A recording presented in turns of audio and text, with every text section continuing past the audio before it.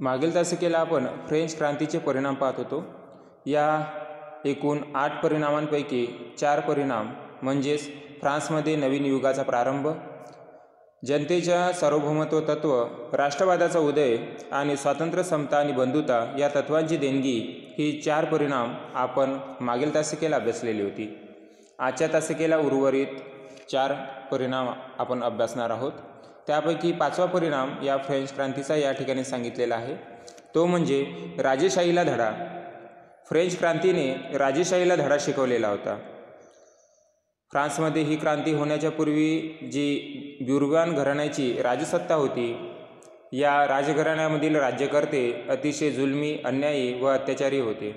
त्यांना जनतेच्या सुखदुःखांचं काही घेणदेण नव्हतं आणि अशा राजेशाहीला धडा शिकवण्याचं काम या फ्रेंच क्रांतीने केलेलं होतं।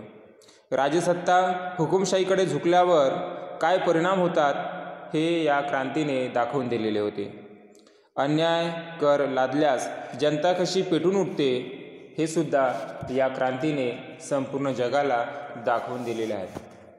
त्यानंतर 6वा परिणाम या ठिकाणी सांगितलेला आहे, तो म्हणजे चर्चची सत्ता समाप्त।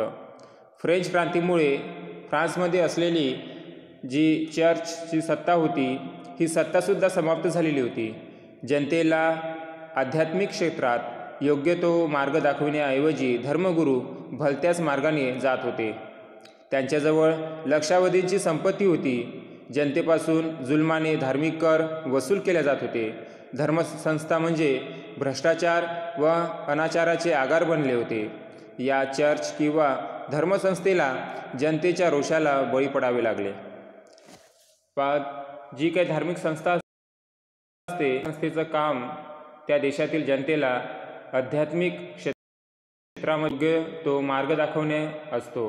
परंतु फ्रान्समधील जी चर्च होती किंवा जी धार्मिक संस्था होती, या संस्थेने तो मार्ग दाखवण्याऐवजी ती भलत्याच मार्गाला त्या ठिकाणी वळलेली होती।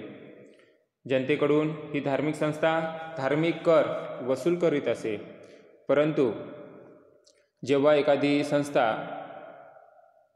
आपला आध्यात्मिक मार्ग दाखवण्याचा जो काम आहे ते सोडून जेव्हा दुसऱ्या मार्गाला लागते, तेव्हा जनतेच्या रोषाला या धर्मसंस्थांना बळी पडावं लागते आणि तेच नेमकं या फ्रेंच क्रांतीच्या बाबतीमध्ये घडलेलं होतं। या फ्रेंच क्रांतीने फ्रान्समधील जी चर्च आहे, जी धार्मिक संस्था आहे, हिलासुद्धा तो धडा या ठिकाणी शिकवल्याचं आपल्याला दिसून येते। त्यानंतर 7वा परिणाम सांगितलेला आहे, समाजवादाचा उदय। समाजवादी विचारसरणीचे उगमस्थान म्हणजे फ्रेंच क्रांती होय।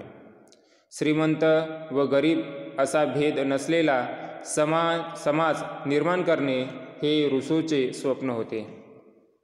आणि आपल्या सर्वांनाच माहीत आहे की जी फ्रेंच क्रांती झालेली होती, हिच्या मुळाशी जे कारणे होती, त्यामध्ये जे वैचारिक होते, त्या विचारांचे मतांमध्ये रूसो, व्हॉल्टेयर, डिडेरा, मॉन्टेस्क्यू, तर हे सर्व विचारवंत आपण अभ्यासलेले आहे। त्यापैकी रूसोचं असं मत होतं की श्रीमंत आणि गरीब असा भेद नसलेला समाज निर्माण करणे जे क्रांतीचं उद्दिष्ट होतं, तो उद्देश, ते ध्येयसुद्धा या ठिकाणी फ्रेंच क्रांतीने पूर्ण केल्याचं आपल्याला दिसून येते। त्यानंतर सर्वात शेवटचा परिणाम म्हणजेच नवसाहित्यांची निर्मिती।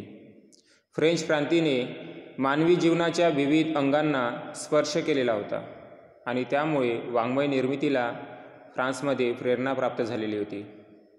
कोलरिज आणि किट्स या साहित्यकारांनी व्यक्तिवाद, विचारवाद, निसर्गप्रेम यांचा समावेश आपल्या साहित्यांमध्ये केलेला होता।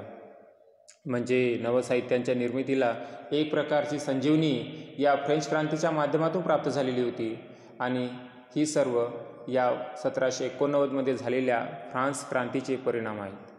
अतिशय महत्त्वाचा प्रश्न आहे, 4 गुणासाठी प्रत्येक वेळेस विचारतात की फ्रेंच क्रांतीचे परिणाम लिहा। तर सुरुवातीला प्रस्तावना 4 ते 5 ओळीमध्ये करायची की 1789मध्ये फ्रान्स या ठिकाणी फ्रेंच क्रांती झालेली होती। या फ्रेंच क्रांतीने संपूर्ण जगाला स्वातंत्र्य, समता आणि बंधुता या उदात्त तत्वांची देणगी दिलेली होती आणि या फ्रेंच क्रांतीचे परिणाम खालीलप्रमाणे सांगता येईल आणि हे 8 पॉईंट लिहायचे आणि प्रत्येक पॉईंटचं 4 ते 5 ओळीमध्ये आपल्याला त्या ठिकाणी स्पष्टीकरण करायचं आहे। धन्यवाद मित्रांनो।